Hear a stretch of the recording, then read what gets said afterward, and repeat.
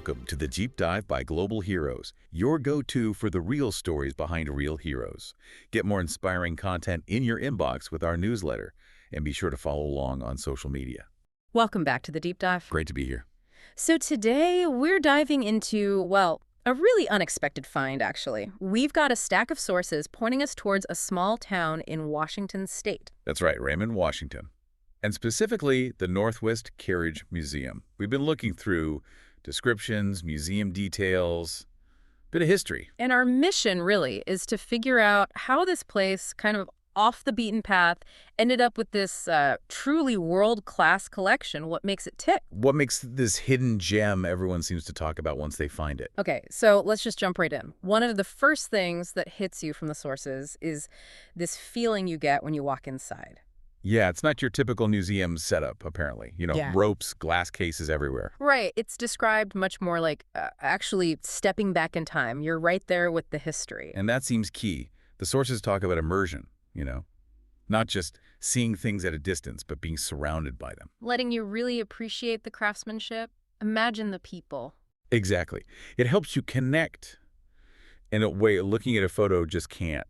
One source said it carried away the visitor, and that phrase kind of stuck with me. It sounds like a very direct experience. And the sheer scale of the collection itself, I mean, for its location, it's pretty staggering. It really is. What is it, 64 restored horse-drawn vehicles? Yeah, 64. Meticulously restored. That's a huge number. And some famous ones in there, too, like carriages that were actually in movies. Wait, really? Like which ones? Well, the big one mentioned is Gone with the Wind. Wow. Seriously, carriages from Gone with the Wind are sitting in Raymond, Washington. Apparently so. Yeah. It adds this whole other layer, right? Film history mixed in. Definitely. And it's not just the carriages, is it? No. There are thousands of other artifacts mentioned, things from the 19th century clothes, tools. Like tools for making carriages. Yeah, tools of the trade, everyday items. It paints a much bigger picture of the whole era, all centered around transportation back then. What I found interesting reading through this is how they seem to make history. Well, fun. Right.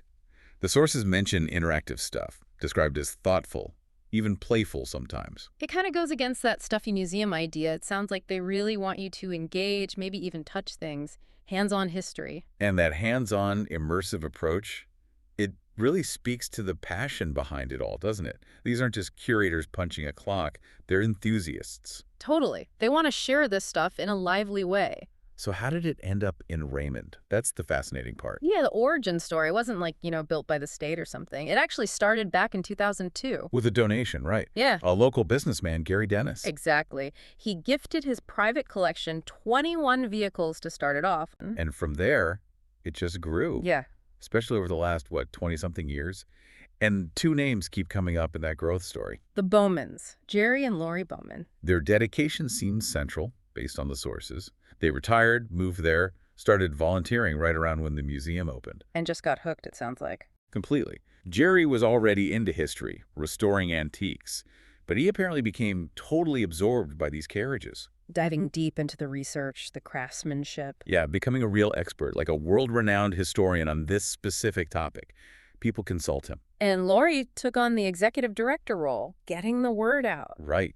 Making sure people knew about this amazing resource tucked away there. Their combined efforts, that passion, really pushed the museum onto the world stage. Turning it into a major destination in the Pacific Northwest. And you can see the impact on Raymond itself. It put the town on the map in a new way, bringing in tourism, becoming a cultural anchor. So when you pull it all together, what this deep dive shows is this museum, it's way more than just old vehicles. Much more. It's really a story about passion, isn't it? Yeah. And community. Yeah, how a generous gift fueled by dedicated people like the Bowmans could become this world-class place for history presented so engagingly. And what's really fascinating, I think, is how unexpected it is. A specialized, globally recognized collection thriving in a small town. It kind of flips the script, you Yeah. know, that important cultural places have to be in big cities. Exactly.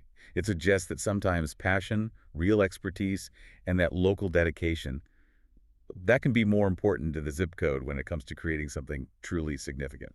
Which leaves you wondering, doesn't it, if this can happen in Raymond, Washington, what other incredible, maybe niche centers of expertise or amazing collections might be hidden out there? Right. In other small towns, other unconventional spots, places built on passion rather than prestige or location. And how do we even find them? How do we support these less obvious but potentially really valuable hubs of culture and knowledge? It's a good question to ponder. Something to think about, definitely. We hope you're feeling inspired. Be sure to follow Global Heroes, sign up for the newsletter, and watch It's a Beautiful World streaming now on Prime Video.